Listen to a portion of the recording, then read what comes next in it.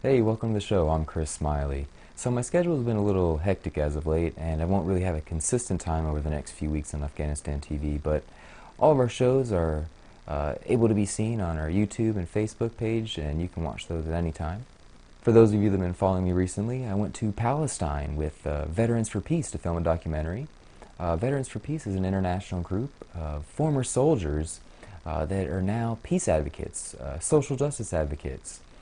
And, so these are guys that have been to Iraq, Afghanistan, Vietnam, and are now really out there, really out in the front lines of social justice. They really get out there and they're at the major protests. They're out there combating a lot of these false narratives. They're really speaking up for a lot of people that need a voice. And as we all know, veterans have a very powerful voice here in America. They're given a very high level of respect amongst the community. So it was very important, I felt like, for me to work with this group, with veterans, especially with this extremely unique perspective of veterans speaking out against war. I mean, these are guys that have been there, they've seen it, and they're coming back now to really try to help the public understand what's really going on. So, Veterans for Peace sent a delegation to Palestine to see what's really happening right now and to stand in solidarity with the Palestinian people. The people of Palestine are under extreme oppression, and I just finished editing up the trailer for this new documentary series. It's going to be a series of short documentaries covering our trip to Palestine, covering the conflict, covering what's really happening, and it was an amazing experience. I'm going to play the trailer at the end of the show today. So now on to some current events, and this first news story is probably the most absurd thing I've ever heard. I mean, in all of my life, this really takes the cake. So put your drinks down, have a seat, and listen to this. So, I'm now back to being an activist citizen and part of the resistance. I mean, what? You are the one we resist. You're the oppressor. We're the resistance. I mean, this is some really crazy Orwellian stuff right here. So what's more shocking, really, that she said this, that she had the nerve to say this, or that nobody really questioned it, that CNN and Christina Amanpour right there just let her say this? I mean, what's more absurd? I mean, I'm really having a hard time with this. How crazy this is. I mean, how this is a complete flip of logic right on its head. I mean, where am I right now? This is some Orwellian 1984 stuff that we're living in right now.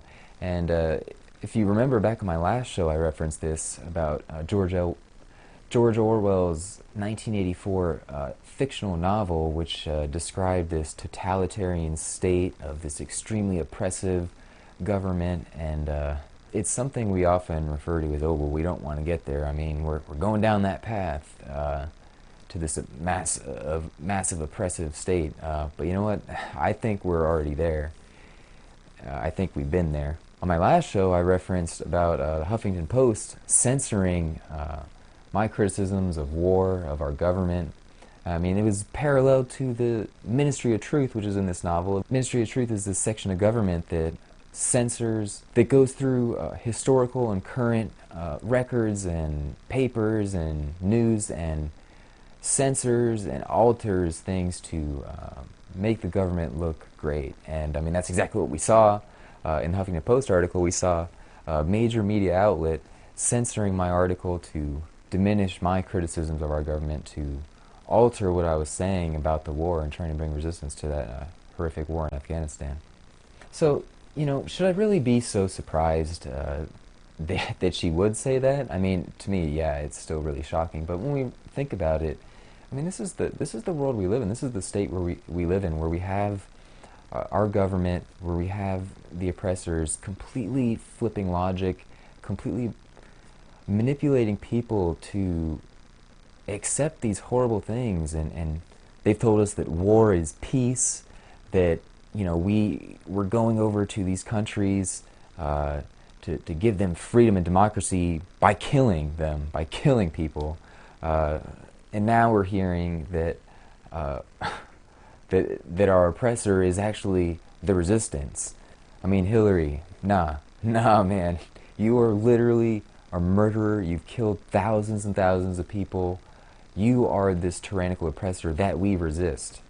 And you know, I've heard a lot of people when I brought this point up, because I think, you know, when I hear a lot of criticisms about Hillary, a lot of times it's crafted in a way by certain forces to hone in on very insignificant things like her emails and things like that. But I always bring up her support of war, death, destruction, imperialism, because to me, one, it's undeniable, and it's completely horrific and indefensible. Sometimes when I say that Hillary's a murderer and she's literally killed people, I mean, I really mean that, but people are like, what? I mean, come on, you know, she didn't, what did she really do? I mean, she didn't pull the trigger. But I mean, you don't have to pull the trigger to be a murderer.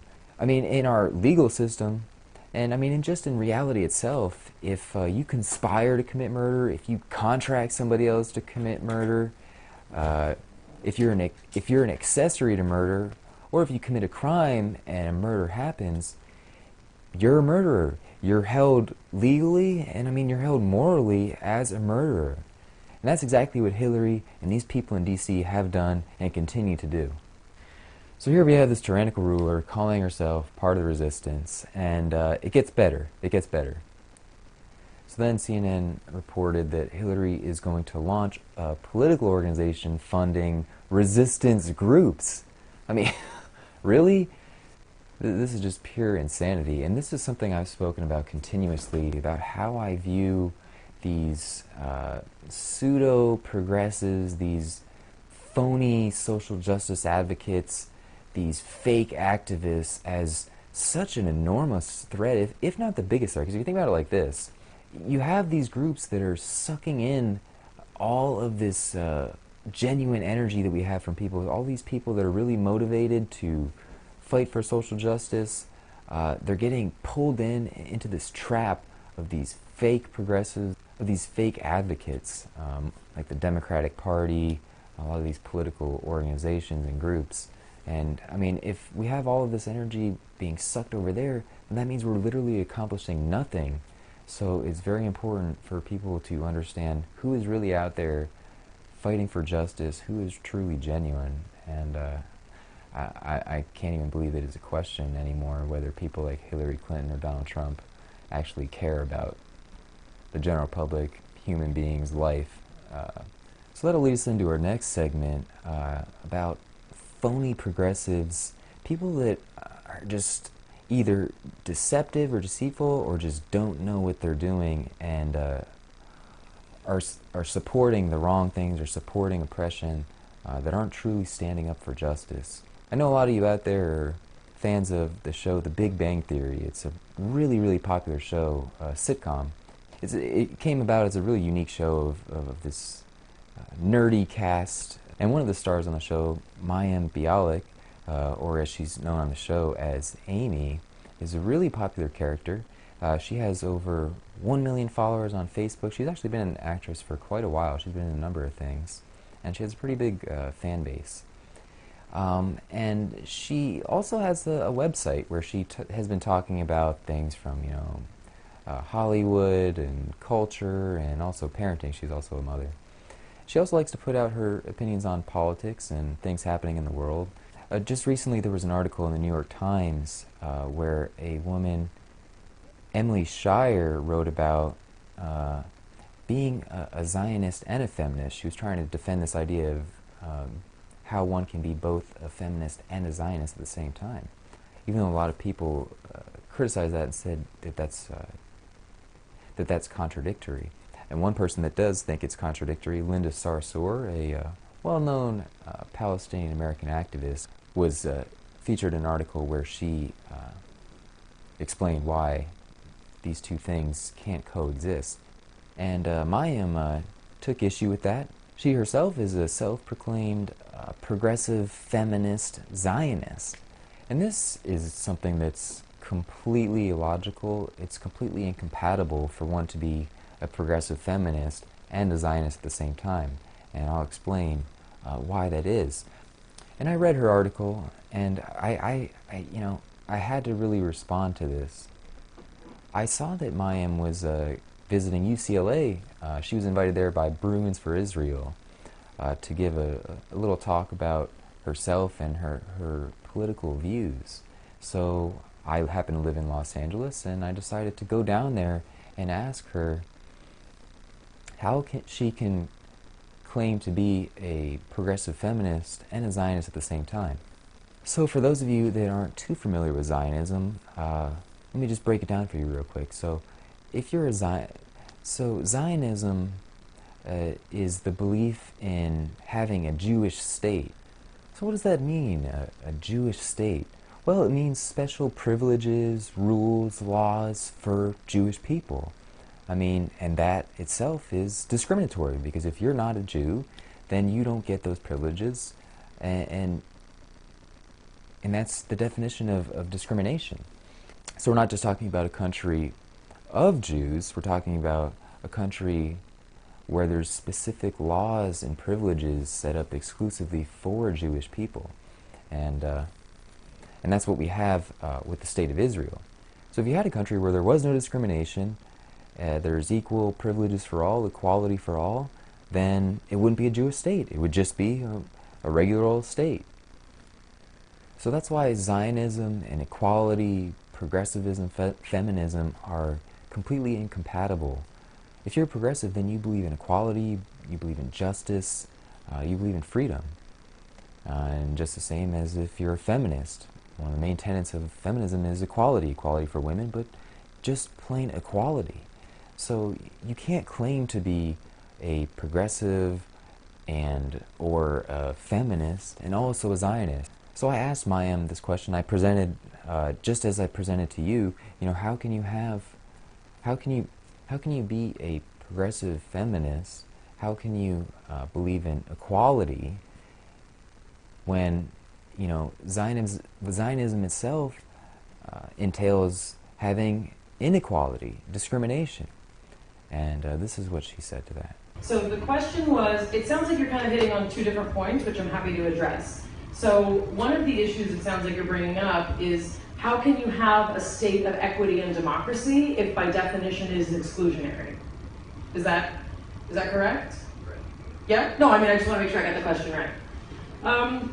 So the reason for the State of Israel is very complicated, and it is not something that came about because of the Holocaust, although the Holocaust did play a very significant role in its establishment. The conflict between should it be a Jewish state or a state of Jews is one that has been debated since the state was established. And I guess the question is, if you believe that Jews are a religion, you probably don't think they need their own state. I get that argument from a lot of people. And if you identify the Jewish people as an ethnic group, the notion that Jews should have a place where they are not persecuted has a tremendous political and global appeal, one would think.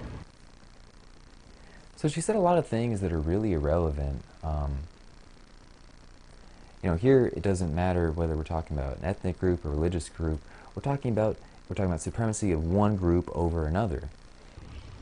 So we don't want to come from a culture of victimhood or a place of victimhood for the establishment of the State of Israel, but the history of the Jewish people has been such that for thousands of years in every century there has been an expulsion of Jews and an isolation of Jews and a persecution.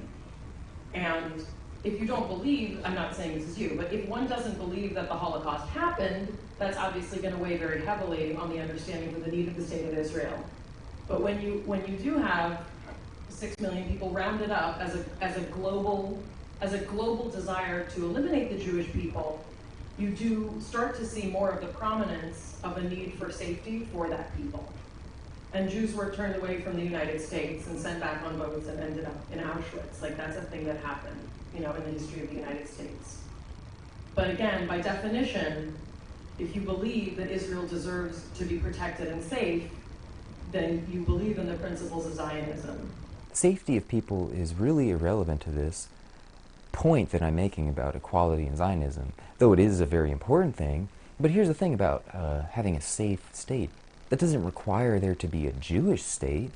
If you have a country with equality and justice, which a progressive person would be advocating for, then it would be safe for everybody, including Jews. And in fact, it's when you have a state of discriminatory practices, of oppression, that's what makes conflict, that's what makes things unsafe to be Jewish, to be an oppressor. When you have people that are not treated equally, when you have people that live under oppression, they're going to respond, they're going to react, they're going to resist, and there's going to be conflict. So Zionism is dangerous. It's dangerous for the people that aren't treated fairly. It's dangerous for the people with those privileges. It's just a bad situation. So, she kind of seemed to acknowledge that there's this discrepancy, there's this incompatibility between Zionism and equality, but tried to justify the inequality by bringing up the necessity to have safety, and that trumps everything. We gotta, this is our primary concern. We gotta make sure that Jews are safe no matter what, even if we sacrifice equality. Is there room for other people in the state of Israel? Yes, there is. She did try to save herself by saying that, well, there's room for other groups. In this Jewish state of exclusive privilege, there's still room for other people to be there. But what does that mean, room for other people? Room for them as what? As second-class citizens. That's what they would be in a Jewish state.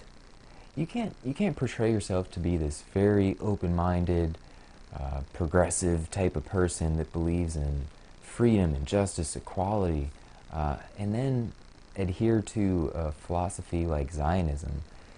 And we've seen what's happened from this Zionist philosophy. We've seen what's been going on. I've witnessed it myself. I've witnessed the people that are being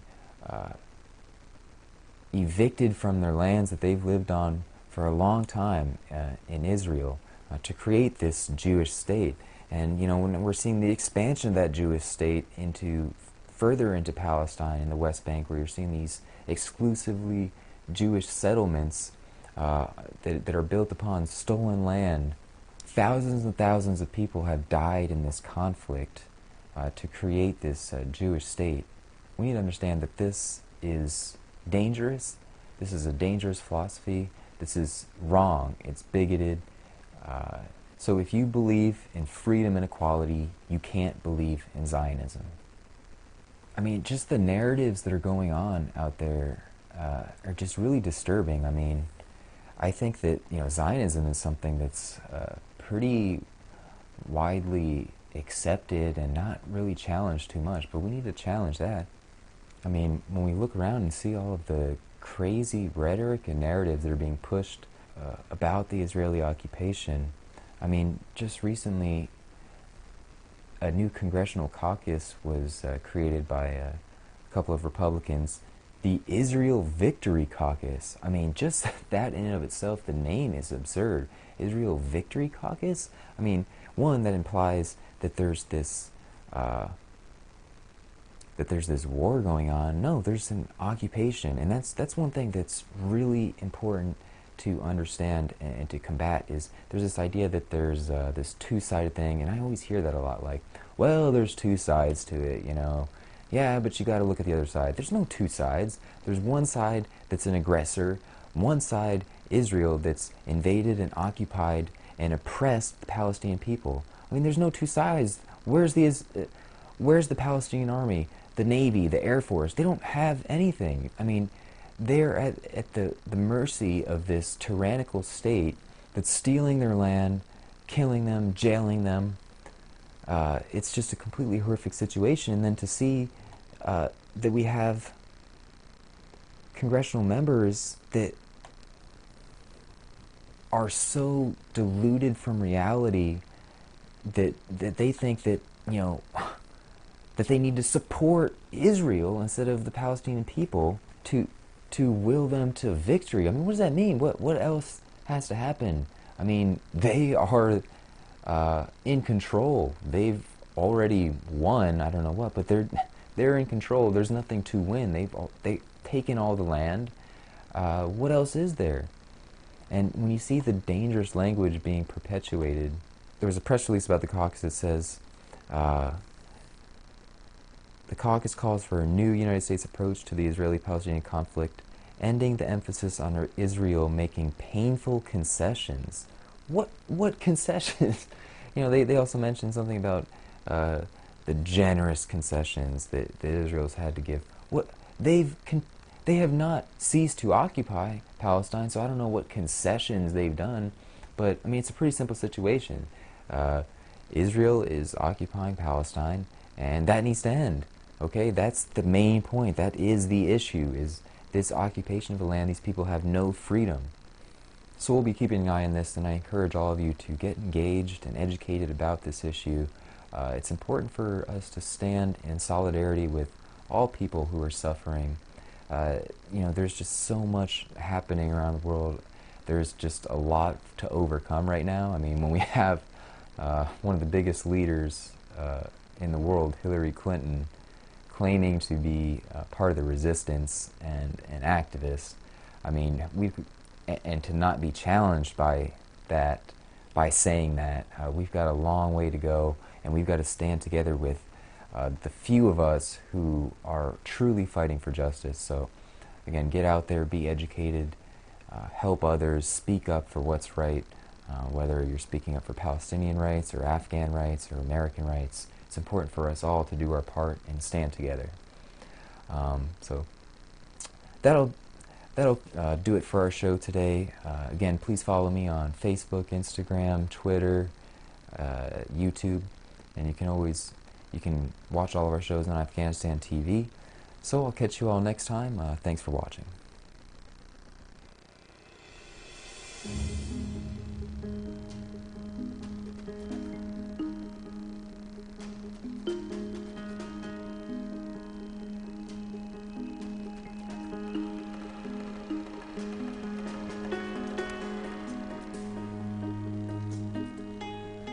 You hear a lot of information about the Palestinians being oppressed. I thought it was very important to come here to get on the ground, be with the people, to really see with my own eyes what's going on here in Palestine.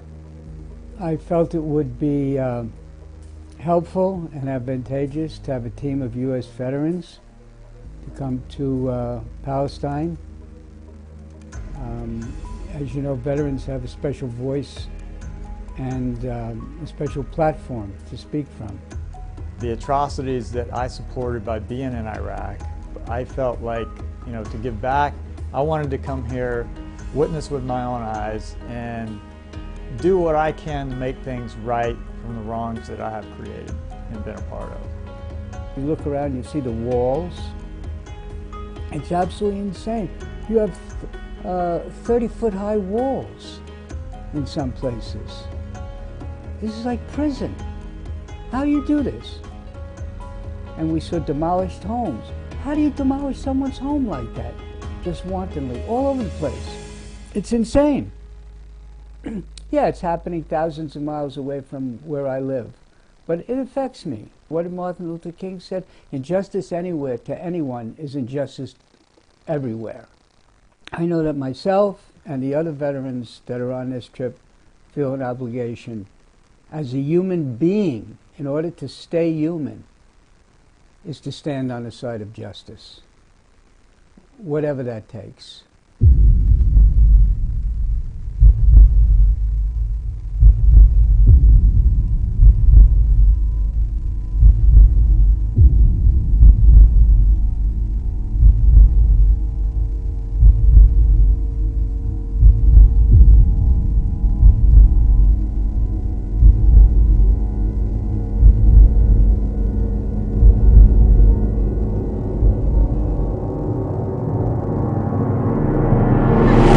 Live, things are a little intense.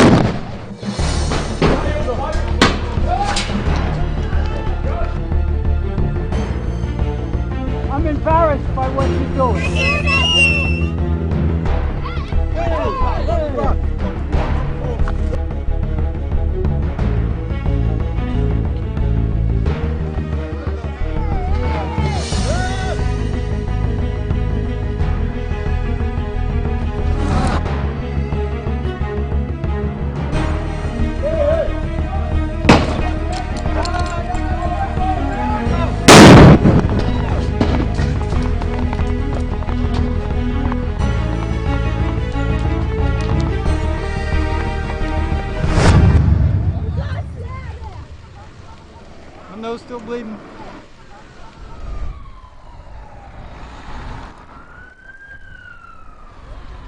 I will say that this is one of the best groups that I've ever worked with, and it's been an honor to be here with each one of the people on this team.